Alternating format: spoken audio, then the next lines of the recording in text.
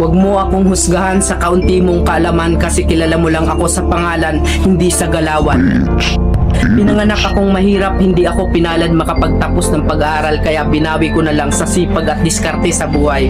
Oo, wala akong pinag-aralan pero kaya kong kumita sa lansangan na hindi mo makukuha sa taas ng iyong pinag-aralan.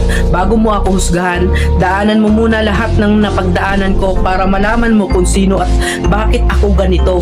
Huwag mo husgahan ng isang tao dahil sa natapos niya.